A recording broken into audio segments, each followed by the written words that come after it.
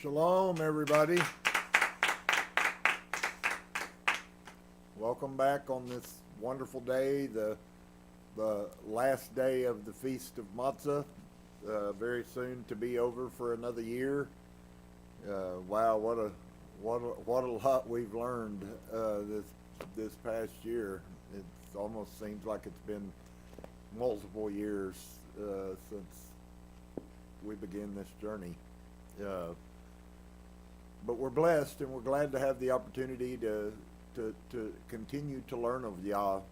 You know, the truth is that we'll never get there, but we also have to continue to walk in that direction, and we will continue to gain enlightenment. And so all of that kind of brings up the point of where I'm desirous to go. And so for all of those that spend any time with me, we are going to, once again, we're going to start the book of Sirach, which is the book of Ecclesiasticus. If you either have a Bible that is the Sefer, or if you use it on your phone, I think some versions have Sirach on the cell phone, and if not, you can get it. We do know there is a copy. There's many places you can get it, but there is a copy on the sacred text. And so I would like to say to everyone, if you do that and you end up having to go to the sacred text to find it, there is I can't recall what the name of it is, where you have basically like a mini paragraph at the top that really isn't part of the text. You would have to, not that there's not some good stuff, information to help you understand maybe a little bit of the direction, but it's very, very important. This is one of the most profound books, and so funny enough, it was originally in the earliest Bibles, all the way back to the Septuagint, and it was deemed needing to be removed. I don't know about you guys, but with all that we've learned, I oftentimes question with a very with a very weird eye when they take something out, especially when you read it, and we've found this in multiple places. The Maccabees, the book of Baruch, all of those things at one point in history, antiquity back, were actually part of what's called the canonical Bible. They were in the Bible, and in the book of Sirach, it made it all the way into the 1800s before the Protestants took it out. It's, as far as I understand, it's still in the Catholic Bible. And so if that's not a kick in the teeth, I don't know what the heck is. You know, that the Catholics are more interested in wisdom than the Protestants are. But I guess if we look at our society, it's not all that difficult to see that they're not really all that hung up about wisdom in the first place. So I would like to continue on this journey. I just can't find a place in it where I don't see things that I recognize are food for my life. All of us get out of step, we get out of balance, we get out of bounds, and many other words that we could be used. I don't think that there's any of us necessarily that are stupid, or I don't think that we would be here looking in the first place, but for us to believe that we don't need to continue over and over and over and over reminding ourselves of Yah's words, I think that would be a not very intelligent thought process to let yourself fall into, although many do. I just don't think there's a lot of wisdom in not recognizing how much we need to continue. We have more stimuli in our lives in a week than the people of 100 years ago did in a year, probably. We're inundated with it, and almost all of it is against Yah. There's not even any channels out there now on television. You can seldom go to YouTube, and you can find a few folks like us, but you're not going to go find a television channel where they're glorifying Yah in the Torah. It just is never going to happen. And so we certainly live in a corrupt society that doesn't want to know the truth. And there are some people on this earth that do want to know the truth. And so, like I said, on on Wednesday nights especially, I would like for us, and I hope that you'll be blessed with it. If you come along and you will be blessed if you listen and if you pay attention, and even more so if you apply this to your life. You know, Yah's words are useless to people who don't apply them. I've been guilty of saying this multiple times. You know, there has to be a point in your life, at some point there has to be a point in your life when you begin to apply the Torah to yourself. And it is often easy for everyone to do just exactly the opposite of that. That is to say that this isn't something bad, but I don't choose to do it. And of course, I think you'll see as we go through this that these words have more inspiration than the whole New Testament put together, to be quite honest with you folks. If I had to pick a book that I had to keep and hold to myself, it would be this one over the rest. I'd throw the rest of the Bible away to keep the book of Ecclesiasticus. The wisdom that is there is just absolutely overwhelming. It's always the same message, which is all of the scriptures are always going to be pointing you back to the Torah. If you lose the Torah, you're dead, pure and simple.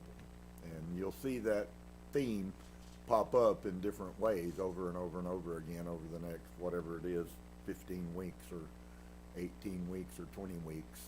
So I hope that you guys will come along, and I hope that I hope you'll not only will go with me here, but I hope that you will go back and take the time to read these things again, and maybe sit and meditate for yourself on how do you line up.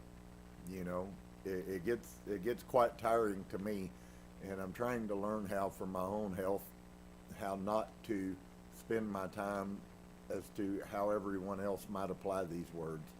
I've found it's very fruitless. You can have a good heart and want to help people, and it absolutely means nothing if they don't want help. So,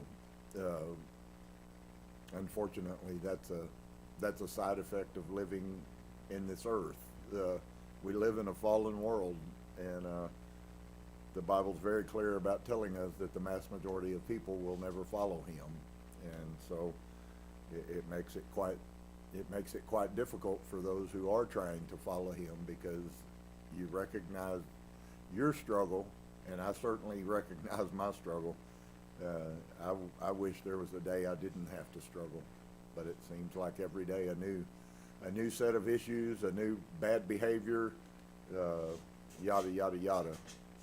And so anyways, the book of Sirach, also called the book of Ecclesiasticus. We're going to pray. This is not the book of Ecclesiastes that was written by Shalimah. This is a complete different book. So that'll give you time, hopefully, to find it, and I hope you'll follow with us.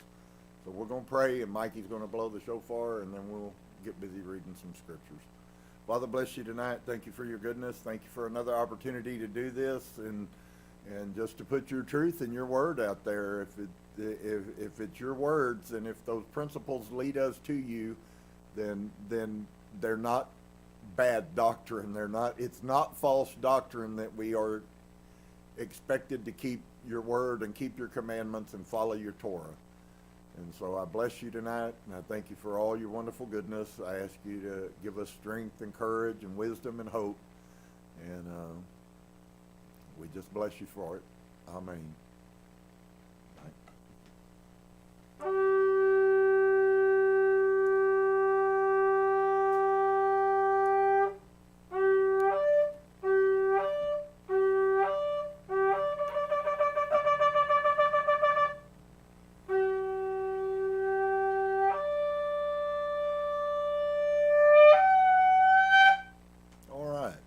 Well, the book of Sirach, chapter 1. All wisdom comes from Yehovah and is with Him forever. So when the scriptures tell us that Yehovah desires for humankind to have wisdom, then we can have a quite amount of confidence that Yehovah knows what those words even mean, that those words mean something, because Without him, folks, I don't care how educated you are, I don't care how intelligent you are, you can be very intellectual and still have zero wisdom. I don't care how trained you are in reading the Bible won't give you wisdom. Can you see pieces of Yah's wisdom in it? But at some levels in the corrupt state that we exist right now, folks, I mean, you really have to judge massively hard everything that you pick up and read. And so all wisdom comes from Yehovah and is with him forever. So we can then have confidence that when heaven and earth pass away, that wisdom is still going to reside with Yehovah. If wisdom resides with Yehovah, then the only way that we can get it is come to him. And the only way that we can get it, if we come to him, as you will see over the next few weeks, the only way even then. Because there are lots of people who think that they have come to Yah. All kinds of manifestations of those things. And I think mostly a lot of times we really do believe that we are coming to him. I'm not passing judgment on anyone or anything. I'm just saying that we should be a little bit hesitant about making that designation about ourselves. And it's funny, I was reading today, and the scriptures that I were reading were actually a contender for being here tonight. But the whole point of it had to do with us using the Torah as the interface to our connection and revelation with Yehovah. Okay? In other words, I know it's sad to say, and I know that many people might disagree with me, and that's certainly fine.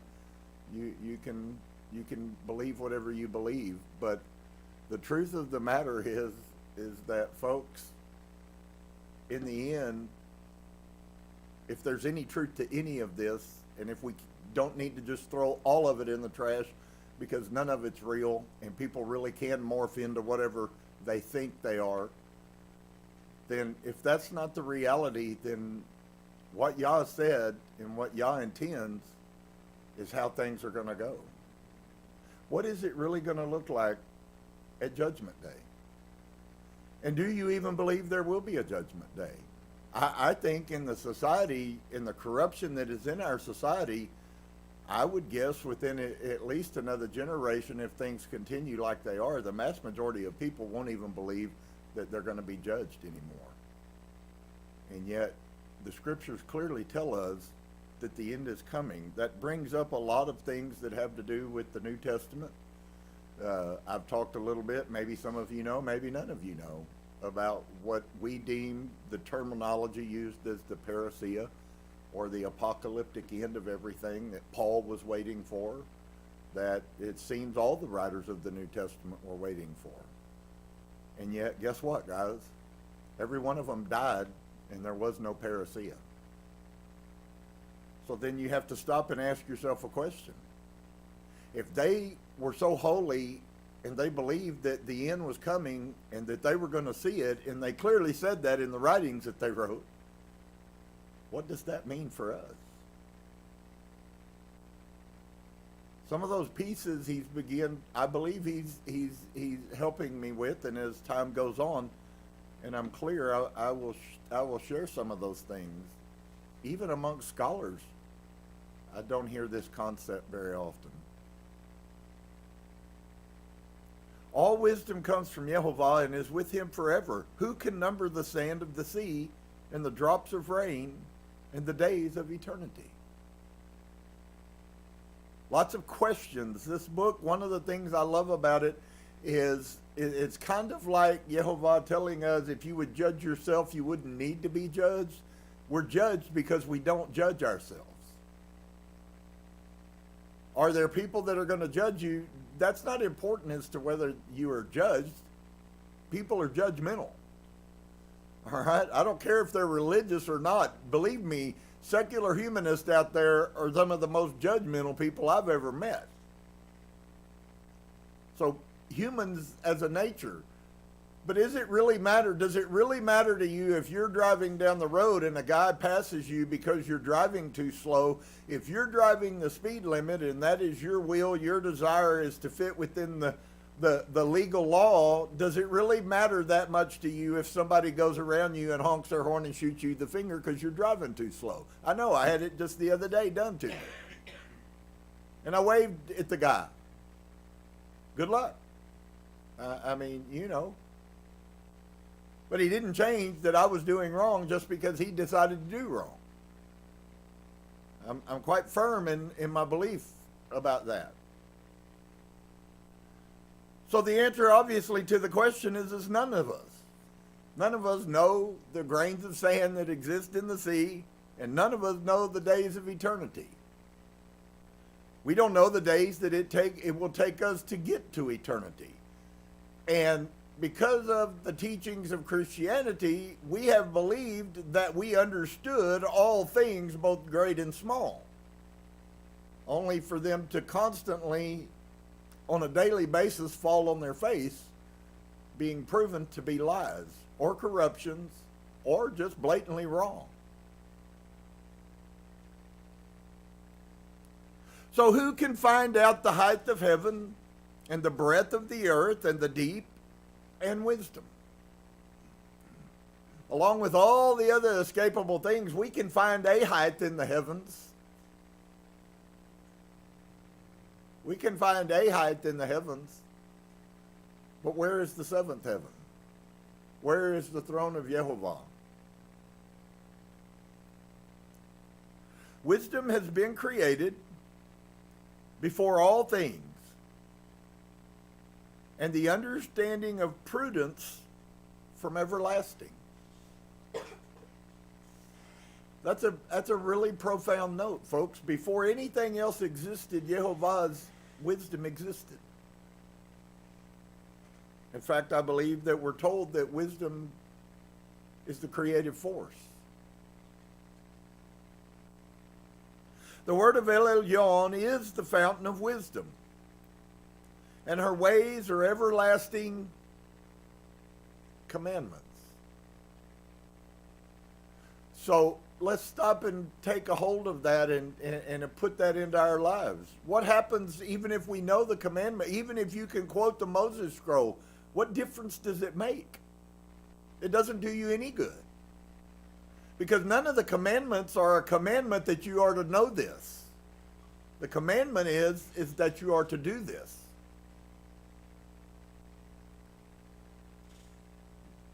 So what happens when you know it, but you don't do it?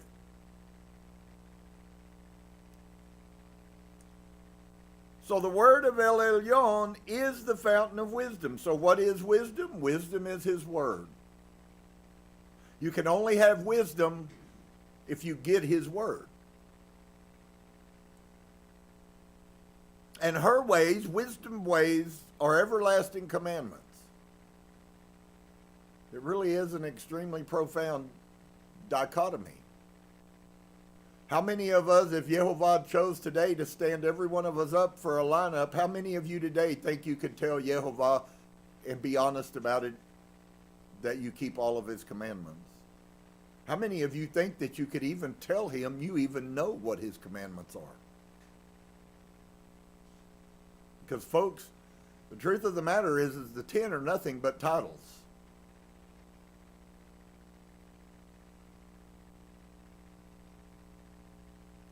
The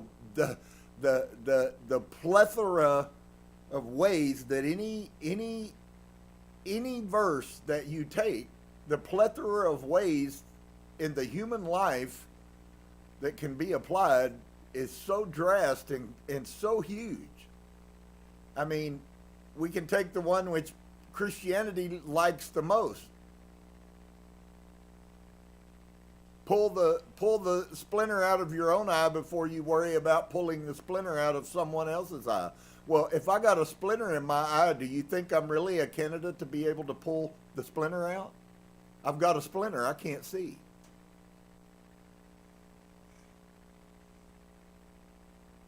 Love your neighbor as yourself. Well, that all predicates off of you loving yourself. What does that even mean? What does it really mean for you to love yourself? Because there's so many different facets to that concept. Folks, how can you love yourself and treat me ill? You can't. You're a liar. You don't love yourself, because loving yourself will not let you hurt me. We're going to find out in the scripture that these things were given to us to stop us. It's not so you can do it and get forgiveness, although thank goodness Jehovah is kind and does that for some, which is a drastically different category of humans than what we're told.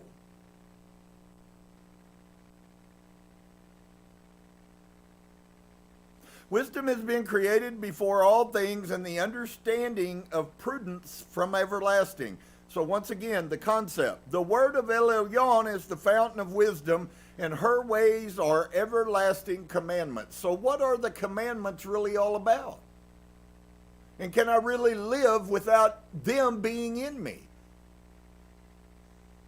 What if I think I understand what he's saying, and yet the truth is I don't understand it all? Because it's really not that important. It's just important that I knew, well, I can quote the 10 Commandments. But the 10 Commandments equate to 20,000 commandments.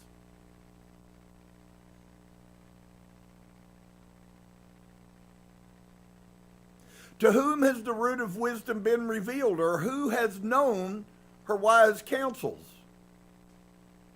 Unto whom has the knowledge of wisdom been made manifest? And who has understood her great experience?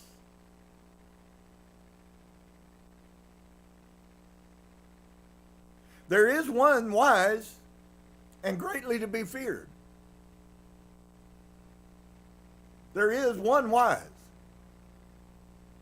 That gives a connotation to me that there's never been anybody ever lived on this earth that could tout of themselves that they were wise. I think it's respectable to believe that there are some people who possess pieces of wisdom, but I'm not convinced there's ever been anybody live on this earth who could be deemed as being wise.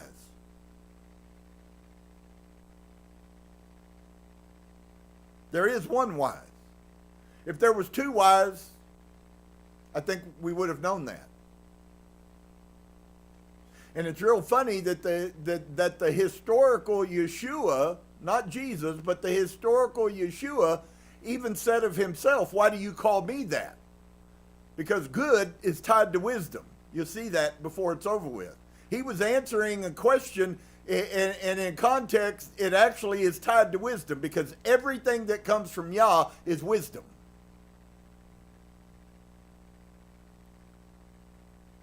There is one wise and greatly to be feared, Jehovah sitting upon his throne. And there's no other. And there's no other that is greatly to be feared. So what happens all those times when we were brainwashed and programmed into believing that we were to fear Jesus? Because he's the one who could send us to hell.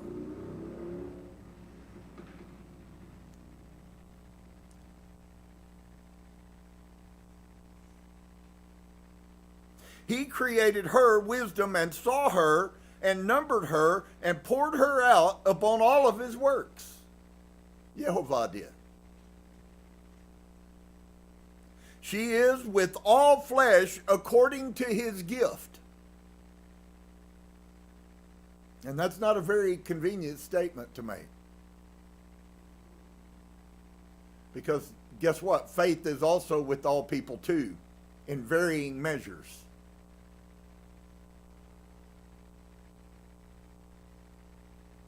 The defining and the stretching out of what that actually means real time, it's almost akin to being a form of doublespeak. Well, everybody has wisdom.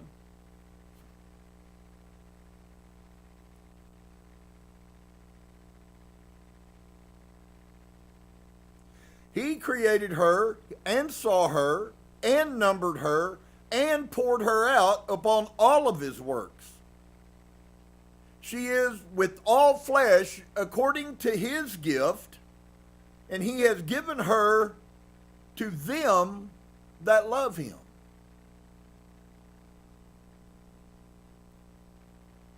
Does anybody see the dichotomy inside of that simple little 5 words, 6 words?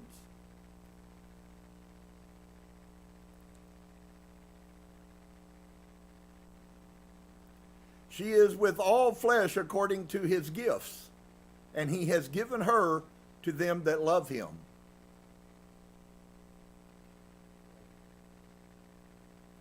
What about those that don't love him?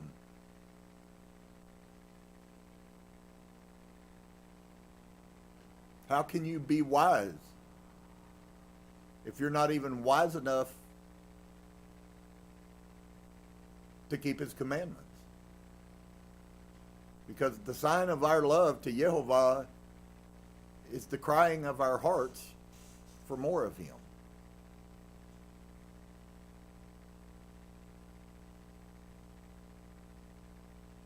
So there's lots of people that believe they love something.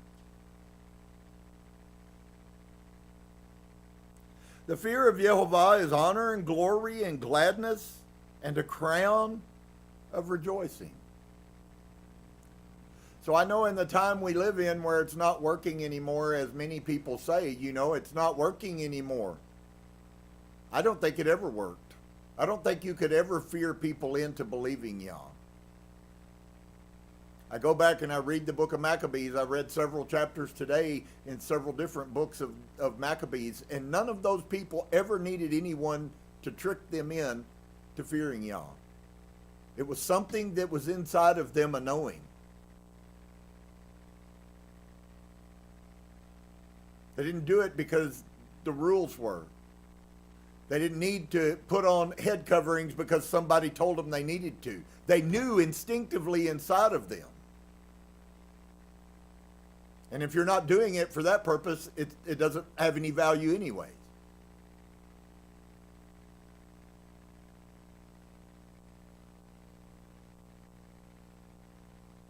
The fear of Yehovah makes you unhappy and scared to death because Yah might kill you.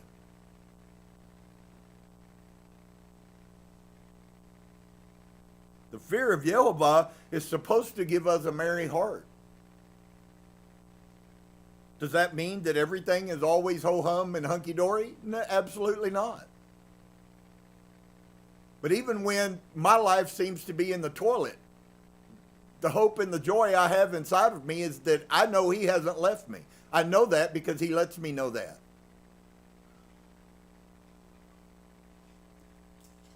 The fear of Yehovah makes a merry heart, gives joy and gladness, and has to do with our life. So you might ask yourself a question: can you truly have a long life with no fear of Yehovah?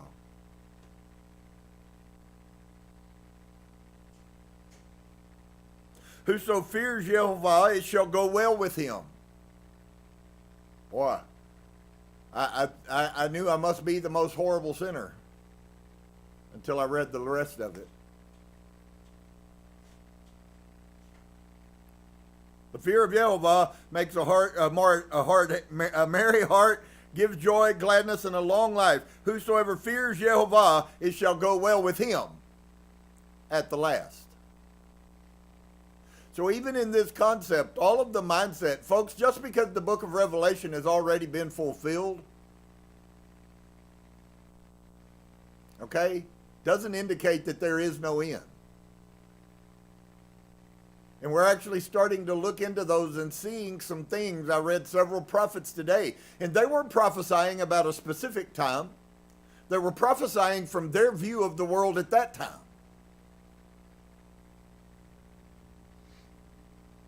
Which is where this whole disappointment of the parousia comes from.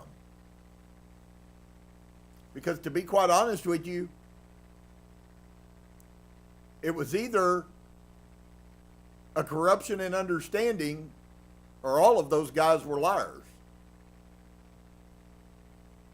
Because every one of them prophesied, including Jesus in the book of Matthew. And guess what? It didn't happen. Not just once, multiple prophecies did not happen.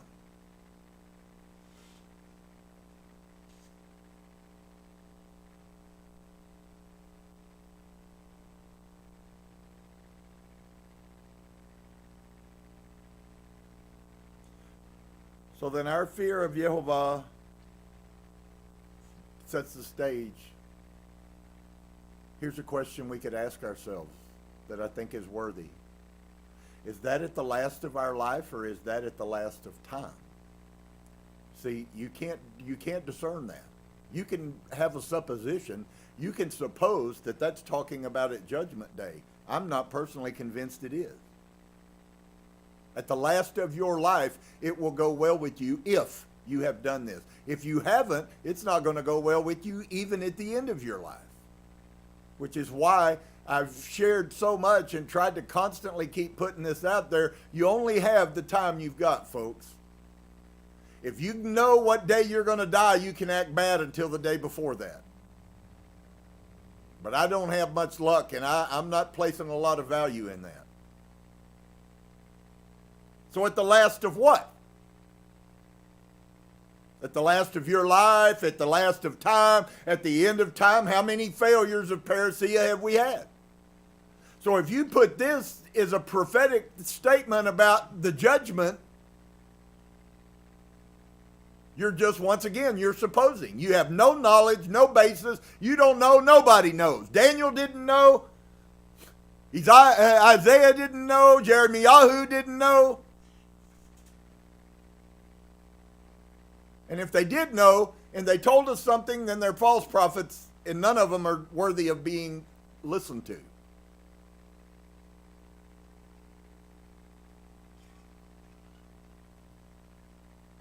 And he shall find favor. Oh, then we get the peace, don't we?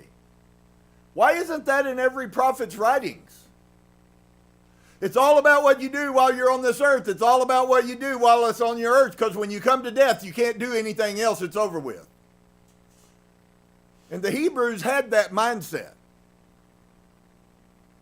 That's why David and many others wrote poems and songs and sang these hymns to Yehovah about how can a dead man praise you that's in Sheol. My time to praise Yehovah, folks, is right now, not when I'm dead.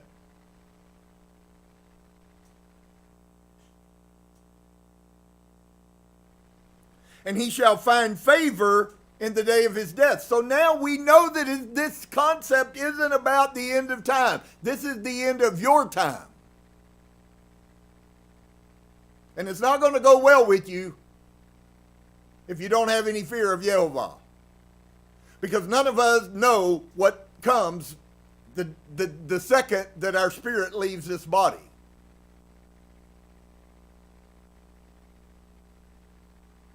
To fear Yehovah is the beginning of wisdom, and it was created with the faithful in the womb. I know a lot of unwise people who will never find wisdom. That verse right there is one of the most drastic, diabolical to humanity verses that's ever been written.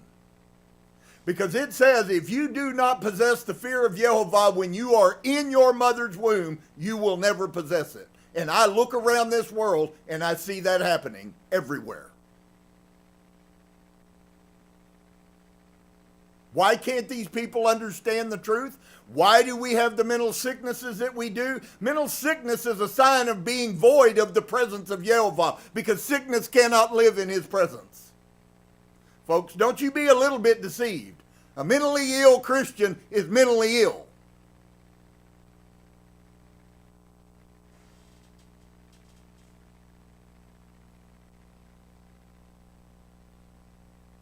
To fear Yehovah is the beginning of wisdom, and it was created with the faithful when they were in the womb. We have a guy named Yehukanan the Immerser, who was filled with the Spirit of Jehovah. He didn't need to go to Jerusalem and speak in tongues when flames of fire came down. He was filled when he was in his mother's womb. He also possessed wisdom while he was in his mother's womb.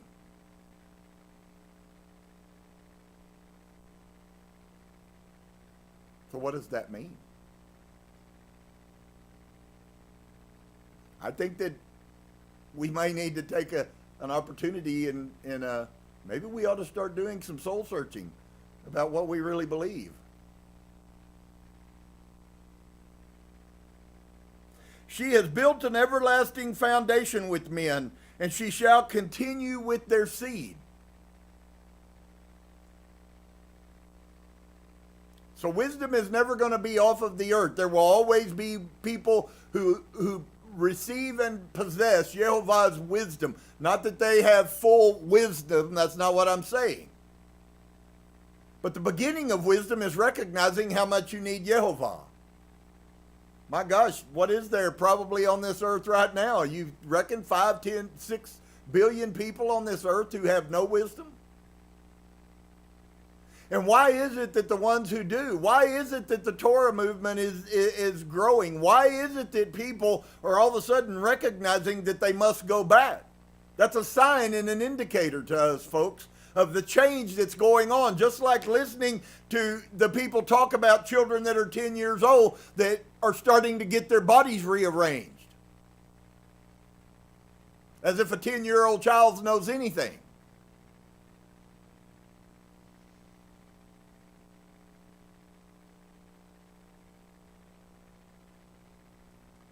To fear Jehovah is fullness of wisdom and fills men with her fruits. What is the fruit of wisdom? She fills all their house with things desirable, and the garners with her increase. Well, to us, that would be all the new things that we could possess. Ask your Lexi. Ask her, Lexi, what's wisdom? And is my house full of it?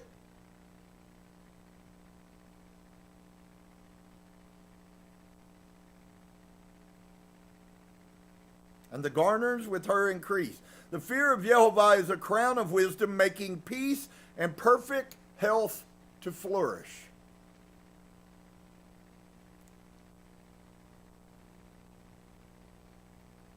There was more to this thing than we know, guys. There's been more robbed from us than we have any clue of. I'm glad we've made some huge strides. Just seeing the things that are in the scriptures that are very definitely corrupt.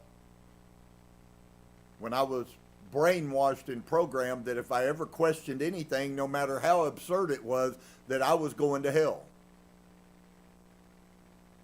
And there's a whole lot of absurd things in the Bible that absolutely categorically tell you that they are not from Yah.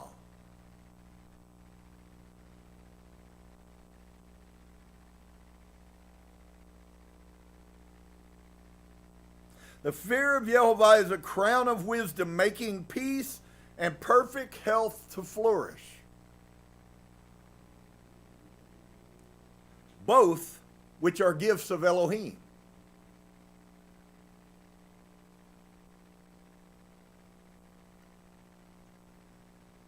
And it enlarges their rejoicing that love him. In other words, who? Those that keep his commandments.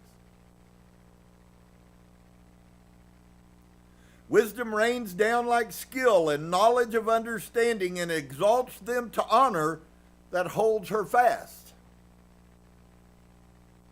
That's an active work, an ongoing work.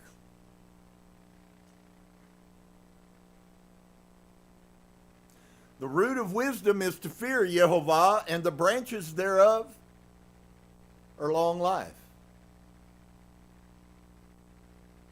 The fear of Jehovah drives away sins.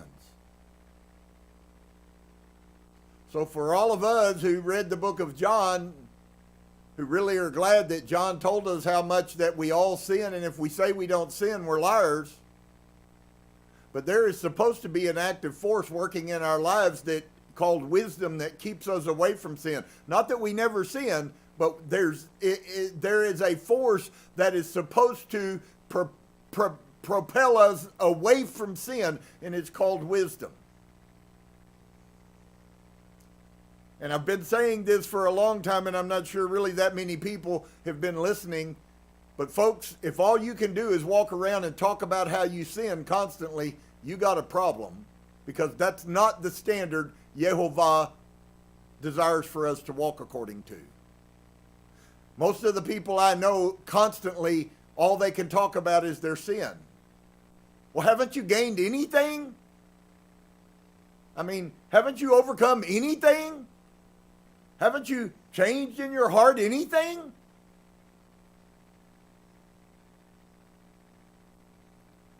I was told that if I was a thief, I'm not to steal anymore. That's the way I change things. So I have to change my behavior of everything that I do every single day, all day long. And if I continue to do that for the rest of my life, it will modify my character so I don't have to fight with that so much. The fear of Yehovah drives away sin. And if all you can see is how much you struggle with sin, then you got a problem. Because wisdom's not working on your behalf, and wisdom won't ever fail. Where it is present, it turns away wrath. And I believe that concept there has to do with both our wrath and his wrath. Because where wisdom is, there's no reason for me to be concerned about Yah's wrath. Because instead of looking at something and doing it, I looked at something and recognized that it was sin, and I turned aside, because wisdom says, turn aside. So how can I keep doing all of this sin and have any wisdom? I look at people and it's all that inundates them.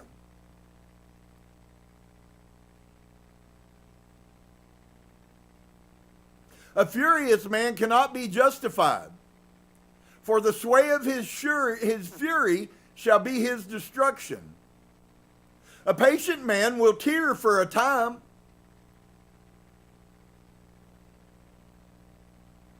and afterwards joy will spring up to him. So then you get a little insight that patience, which none of us probably possess it as we should, but it still is supposed to be functioning in us. The fact that there would be people who say, I have no patience and I have no tears, would scare me infinitely worse than recognizing that I need to weep and cry sometimes for my lack of patience.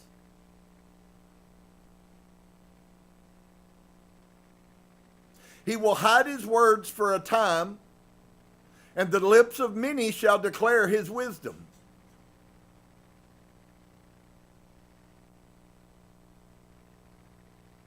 So is there times in our life when we can't see his word? Is there times in life when we can't see his word because of our blindness? But then the greater question is there times in life when you're not seeing his word and it's on purpose?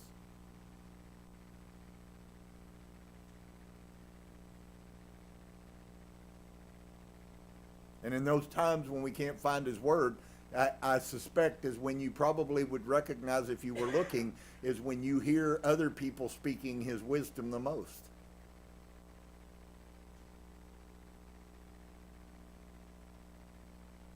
The parables of knowledge are in the treasures of wisdom, but the fear of Elohim is abominable to a sinner.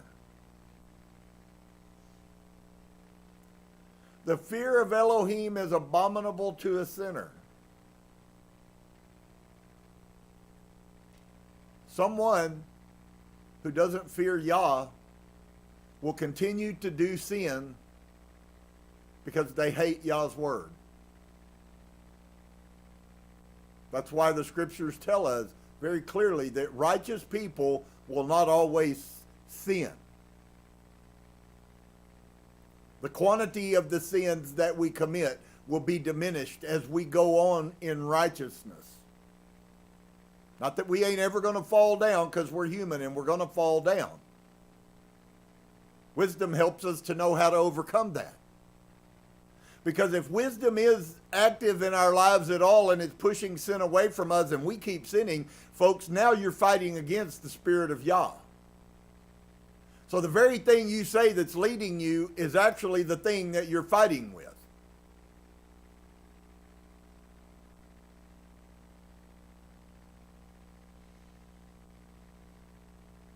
The fear of Elohim is abominable to a sinner. Doesn't sound like that's something that I'm supposed to be aspiring to do. It doesn't sound like that's something that I'm supposed to be glorifying how much I sin and how horribly weak I am, and I can't seem to overcome any of my sins. That doesn't sound like the Spirit of Yah. If you desire wisdom, guard his commandments. What is it that's supposed to stop you? What is it that's supposed to give you wisdom? So you see then a dichotomy that's going on here, because it's pretty obvious from that statement, folks, that if you're not keeping his commandments in the manner in which he desires, you're not getting his wisdom that he's giving to others around you, but not to you, because you haven't guarded his commandments. Look at what it says. If you desire wisdom, the question that you ask first to be answered is if you even really do desire wisdom. Because wisdom is going to do what? Wisdom is going to stop you from sinning. So you don't really want to stop sinning. You really would rather weep, whine, and moan about it, your sin, but continue to do it. Because wisdom would stop you. And so the cycle just goes on and on and on and on and on and on.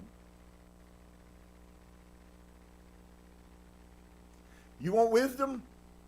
They didn't tell you this in the New Testament. They put another one of them hooks in there that got you hooked right in the nostrils, and they're dragging you around, and you think you're something spiritual.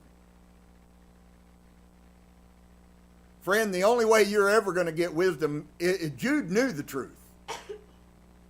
Yaakov or James, both of which were the brothers of Yeshua, they knew what the truth was. I wouldn't need to read this to them. They would be reading this to me. They knew these things. They're all presupposed when they talk that you understand this. That's why he says, let anyone who desires wisdom, let him ask. Let him ask what? Oh God, give me wisdom. And that's what every Christian I've ever known my whole life has said. Why don't you ask Jehovah to help you keep the commandments? Help you see what the commandments really are all about. See, you can't get wisdom without guarding his commandments. He only gives his wisdom to people who keep his commandments. He just said that. You want to know how to fulfill Jude's writings? Keep his commandments. And he'll give you wisdom. If you desire wisdom, guard the commandments, and Yehovah shall give her unto you. That's the most beautiful, simple statement that could ever be made about wisdom. And wisdom does what? Wisdom makes you pull away from sin. Wisdom makes you stop. And when you have that thought in your mind that you throw on the trash so you can continue to do the sin that in your heart you really want to do. And if you'd have had any wisdom, it would have left you. Because you will find out as we go through here, wisdom does not stay where sin is. That's why sin has to leave. It's one or the other. You either sin or you attain wisdom.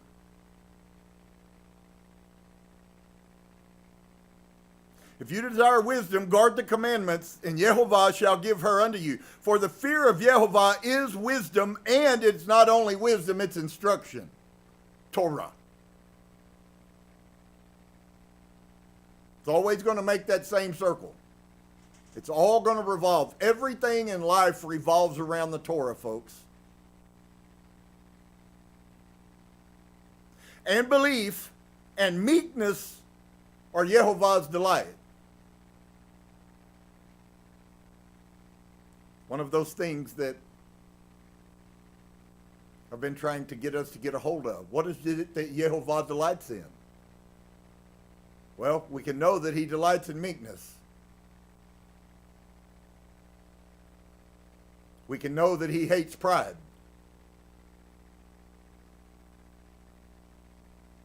And belief. He delights in people that believe him. I couldn't tell you the thousands of times he said that to me. Are you going to believe me? Believe me. Believe me. There are things coming. Believe me. There are things about to change. Believe me.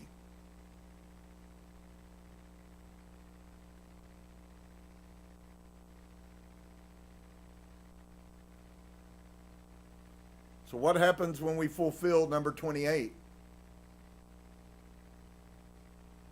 What happens when you distrust the fear of Yehovah? When you are poor?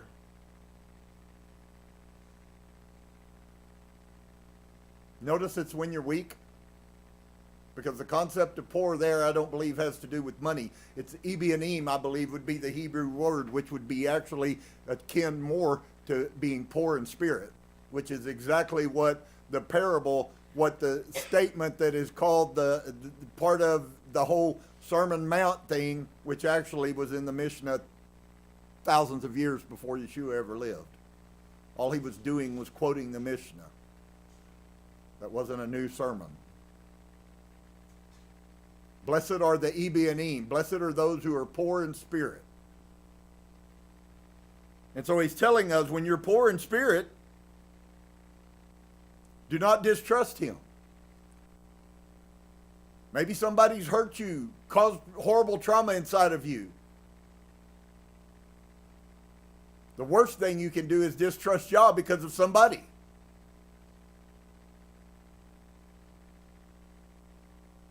And then don't come to him with a double heart. And that one right there is going to probably send more people to hell than anything. Because everybody wants to keep the commandments as long as they don't have to.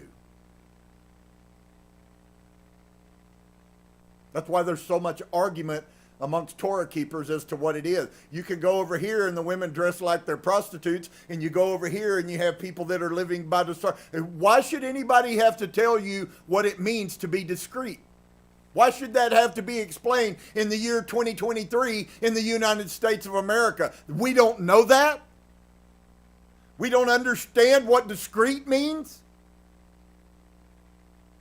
Really?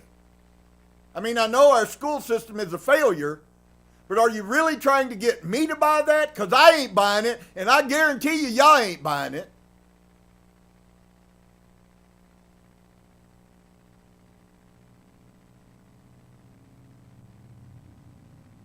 Wow.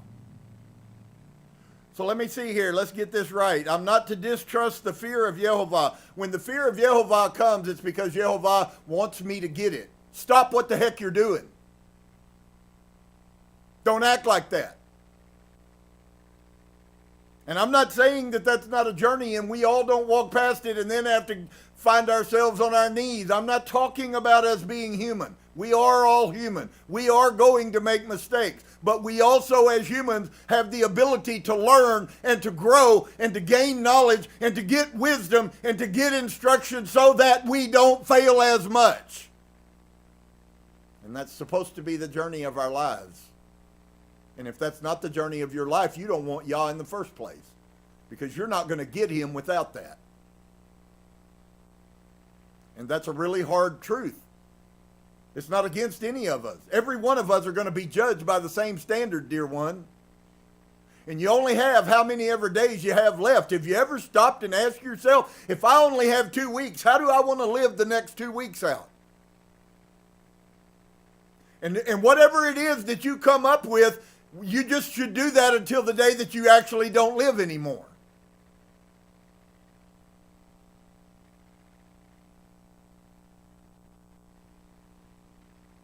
Don't come to him with a double heart. Double heart sounds a lot like, to me, like a lukewarm person. You want all the good things of Yah, but you're not interested in giving him any of the things he wants, which is like your mind and your behavior.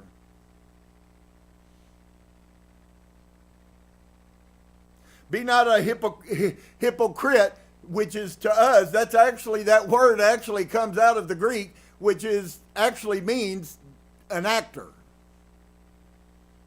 A play actor is what a hypocrite is. That's where the word came from. You're a play actor.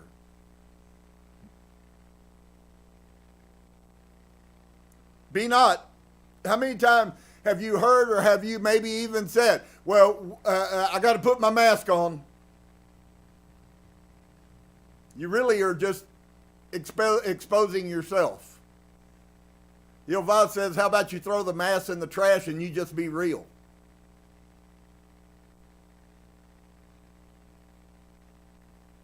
Be not a person with a fake face on in the sight of men. And we do it every day when we go to work, don't we? Many of you put on a whole different look. You put on a whole different mask. You got a whole trunk full of them in your car. You go to church, you put on one mask. You go to work, you put on another mask. You go drink beer with your friends, you put on another mask.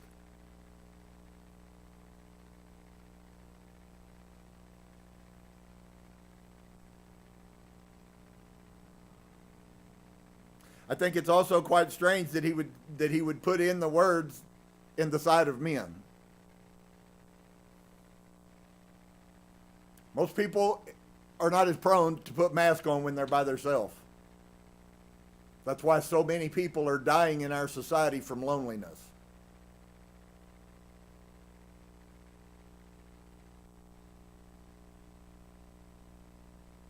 And take good heed what you speak. Exalt not yourself lest you fall, and bring dishonor upon your soul. Folks, there ain't none of us who are keeping any of these things exactly like we should be.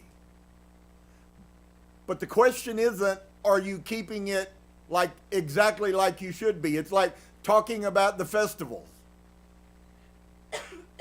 I assure you, we can make probably a longer list of what we're not doing than what we are doing.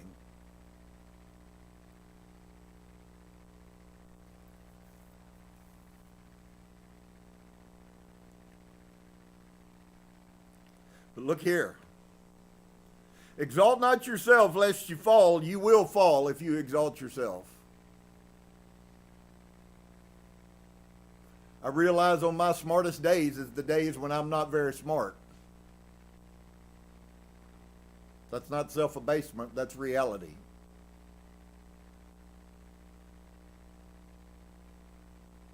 Exalt not yourself lest you fall and bring dishonor upon your soul. And so Elohim, discover your secrets.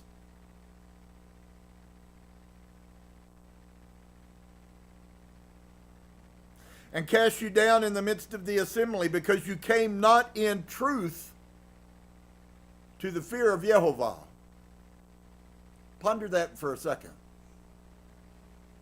Is that why you watch people who put on the fake? They put on the mask, they fake the fake, they wear the thing, they do the do, they put zeets on, and then 2 years later you find them and they're back out worse off than they were beforehand. Of course, that's exactly what it is. It's exactly like the brother James saying that you went out from us because you weren't part of us, because if you had been part of us, you wouldn't have went out. The people who fear Yah are not going to leave Yah. I don't care how bad their life gets. And the ones who don't fear him will leave. It's real simple.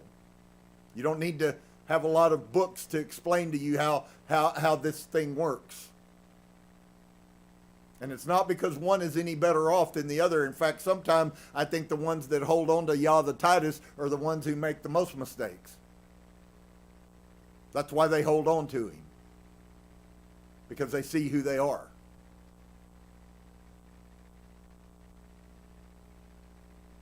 And so this whole concept then, if we do this, exalt ourselves and we fall and we bring dishonor upon our soul, and by also doing so, then Yehovah then discovers the secrets that we've been hiding from ourselves maybe.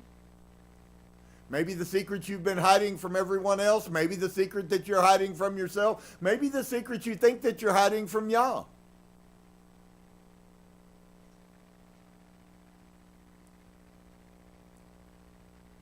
And cast you down in the midst of the assembly, because you came not in truth to the fear of Yehovah, but your heart, your mind is full of deceit. So where do you think that this secret that he's going to expose is? It's in your mind. And I go right back to where the verse I spoke a while ago. You went out from us because you really weren't of us. Because if you had been, if your mind had been fixed on Yehovah, there ain't no way, folks, anybody's going to push you away from him. And I'm not talking you couldn't be in a congregation, an assembly of people, and have to leave those people. I'm not talking about leaving a church. I left a church. I did not leave Yah. In fact, it never changed anything. I just didn't have a big building.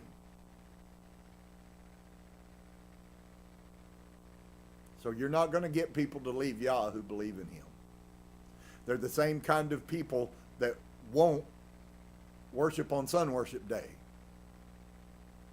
in the event that they get that bill to pass. They're the kind of people who will not defile themselves with food. You can't get them to. And on and on and on and on with all the other things that are Yehovah's word. So then I think the question is now, and will always be for all of us, the truth is even if we're sitting here tonight, and even if we could say and be honest with ourselves and go, well, it's honest that I don't have any wisdom, and I'm certainly not doing those things, that would be the greatest day, the greatest revelation you'd ever have. In fact, that would be the beginning of the rest of your life, to be quite honest with you, as far as I'm concerned. That would be the beginning of the rest of your life.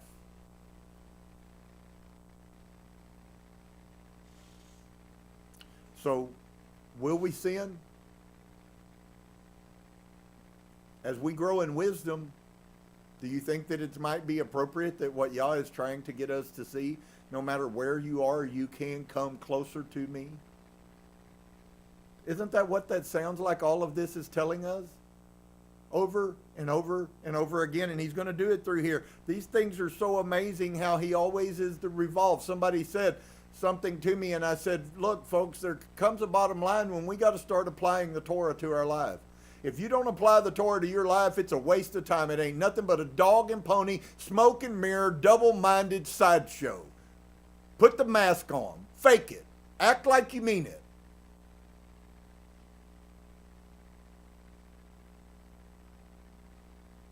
Or take him literally at his word. And don't put the mask on and begin to deal with the fact that you're a human and you're frail and you're broken. And you got a lot of people trying to help you not do good. A lot of people trying to help destroy you. Even people you love that do more for destroying than they do for building up. Yehovah doesn't want us destroyed, folks. He doesn't want us to walk around sad all the time because we're horrible sinners. He's made a way where we don't have to live in that. But it's up to us to choose him. Nobody's going to do it for you. Nobody can do it for you. It's up to you to choose him.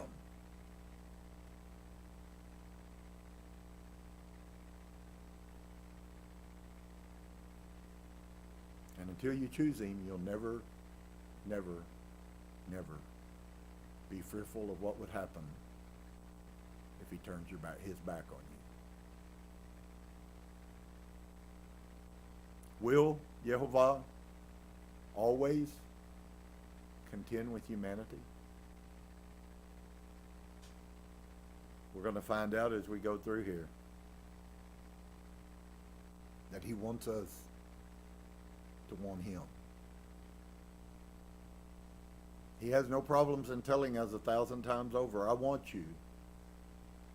I want you.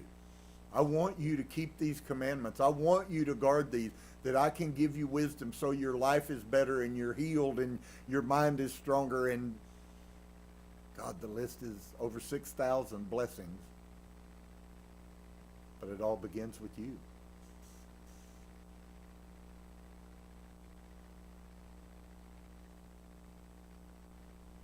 Is there anything that we have to do? I remember in Christianity, I used to hear that all the time. Well, Brother Turner, you really think that we have to do something?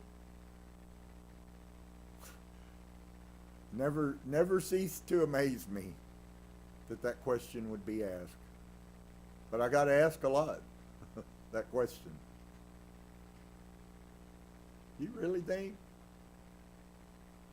that I have to do something? Well, it's not really so much about what I think. It's about what I know of what His words say. We don't have to think. If we hide His word in our heart, that we might not, I'm sorrowful, sin against Him. You know, there is a point that could be made that you haven't hidden His word in you if you can continually and habitually keep sinning.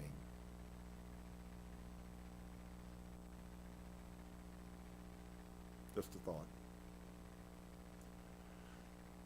You about ready, Mike?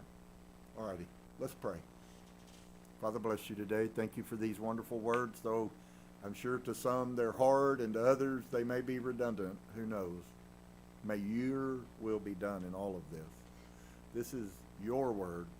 This is me promoting us to come closer to you and to keep your Torah, to keep your instructions of how to live a life and how to receive your blessings while we're on this earth. Not because I'm the most practiced in that, but because I hunger to be that. So in spite of all of my failings, which I have many, bless you, Yehovah. Thank you for your goodness. Thank you for all of these words that you've sent us. May you help us, those who you already know. Blessings and honor to Elohim, my Elohim. Amen.